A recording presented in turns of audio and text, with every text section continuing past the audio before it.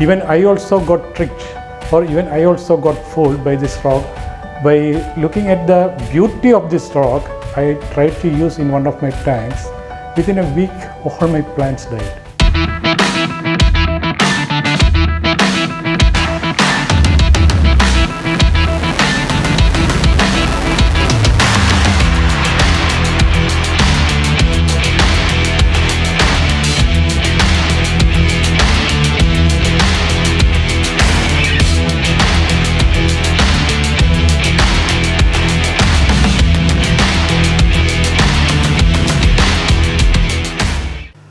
Hi friends, welcome again.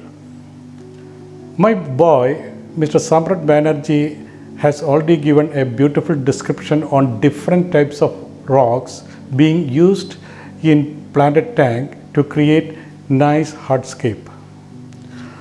In my previous talk, I also mentioned how the water quality is so important to maintain the beautiful growth of the plants and also to control the algae growth. Then I said that certain types of water should be avoided. Like that, certain types of rocks also should be used with so much caution in order to maintain the water chemistry that should be conducive for the plant growth. Here I can say one by one about the types of rocks we are going to use in our planted tanks to enhance the beauty of the tank. Take lava rock. As you know, lava, it is something related to volcano, of course. The volcano lava, when it cools down, it will expand, or it expands and become highly porous. This is available in two different colors. One is red and one is black. It's one of the safest choice for your planted tanks. Why? It has lots of small what we can say pores within the rock, and it can facilitate very good biological filtration. Why? The surface area is increased many folds, and there the bacteria can colonize and it can effectively control the ammonia level, or it can enhance the nitrogen cycle. You know something about the nitrogen cycle, I don't want to say much about it, to neutralize the toxic ammonia into useful nitrate for the planted tanks. And moreover, it doesn't alter the water chemistry to that extent to disturb our balance. Safely you can use, and you can create beautiful Iwagumi tanks, or whatever the hardscape you are thinking of, that also you can create by this type of rocks. Anywhere you can use. That texture is also good, that color is also good, and it's also available in two different colors. And moreover, it is light in weight. Now a special this lava rock is available in the market. It can float in the water. So you know there is a very famous movie, Avatar, directed by James Cameron.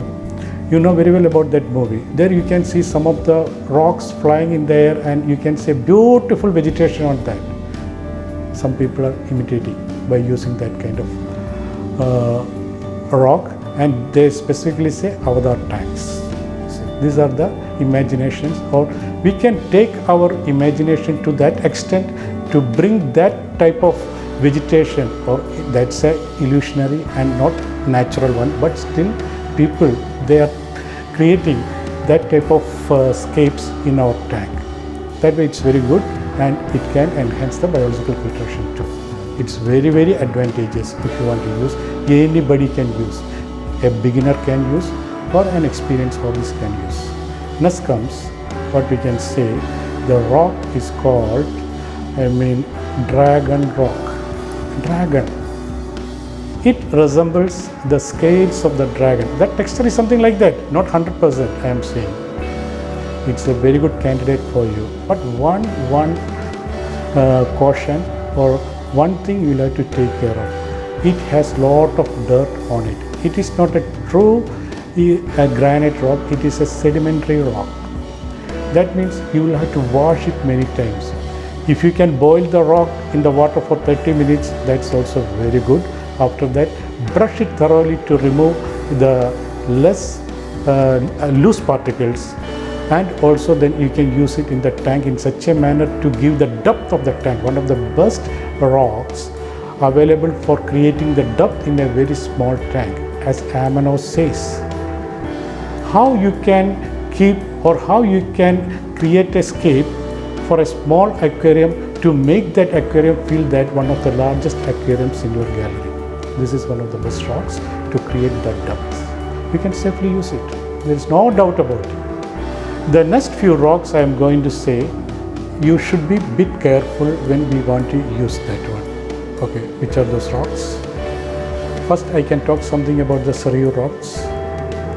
Sariu, one of Amano's favorite rocks, and of course, he has created wonderful scapes by using that rock. But some problem is there. It is also notorious for leaching so much lime into the water. You should be very bit careful.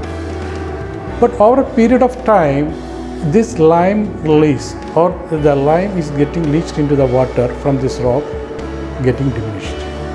Till then, your maintenance procedure is bit tedious. I mean, daily 10% water change and weekly 50% water change you will have to do. And of course, you will have to understand the water chemistry. It contains a lot of calcium by releasing the lime, and also your pH will be high. So here you will have to do some kind of trick to bring that nutrient balance. That we will have to do it, then you can maintain such wonderful scapes, because the texture is so beautiful. That's so beautiful. You feel that something so natural. You just forget all artificial environment around you. But maintenance is a bit tedious. So there you should do something, and of course you can get expert advice from many people, and accordingly you have to follow the procedure, or you have to follow the methodology to maintain this kind of tanks.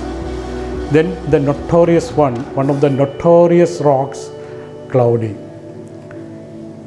To be frank, only experienced hobbyists, they have immense experience in maintaining the nutrient balance, they can choose this kind of rock. It is not at all recommended for a beginner or a medium with having less experience on these rocks. I cannot say, or I am not advising these rocks for such people.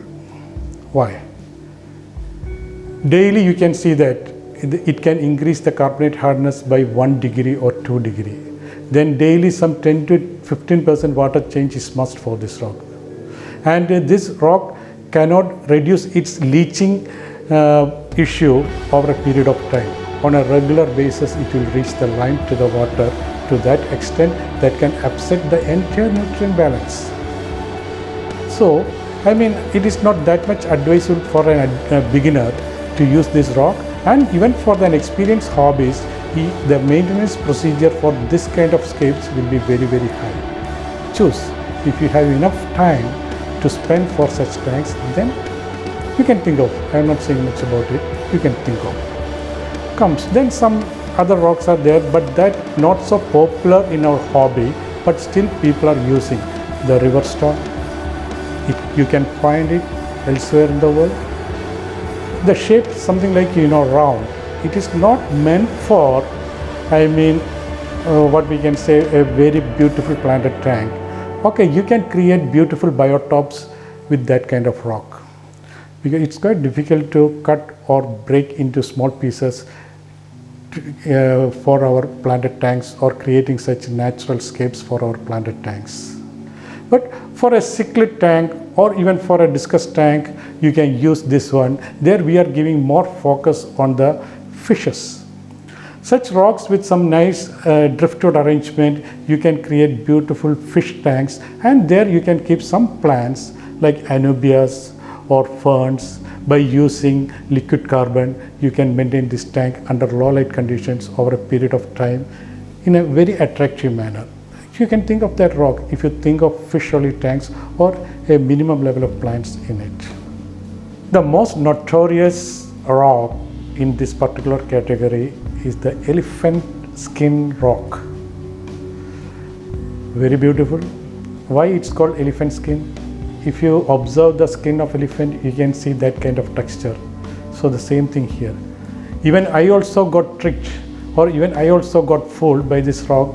By looking at the beauty of this rock, I tried to use in one of my tanks. Within a week, all my plants died. Then I thought, why this? So later I found that, the way it leaches, my goodness, beyond our imagination. That much carbonate or lime content is getting released into the water, and plant cannot sustain its growth.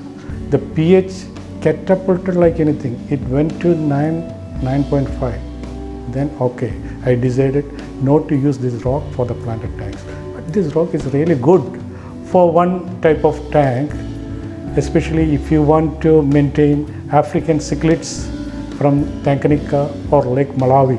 A very best candidate. You can create beautiful and natural biotope for those kind of or that type of cichlids for our tank, because those cichlids coming from such lakes having the carbonate hardness 10 to 14. So this rock can provide that much carbonate hardness, and there is no need to think of even using carbonate booster or something like lime or something like calcium carbonate. You can use it. So that's very good. Cichlids in the sense, what I am telling, not go for all types of cichlids. This is only for African cichlids. Some other cichlids are there, you know very well. This discus and angel, please. They are coming from Amazon side and from the river Pantanal. They love soft water. Be careful. Only for African cichlids you can use. Okay, now we can see some uncommon types, not so popular in the planted hobby, but still they are useful candidates for the planted tanks. Pink city, the pink city of India, Jaipur, Rajasthan. There they use some kind of pink stone for their construction purpose. That rock also we used here. We found that it's a very good candidate for the planted tanks.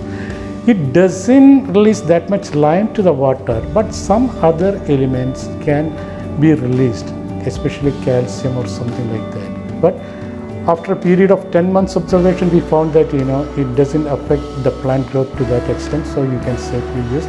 But cutting the stones into that shape and everything, it is up to you.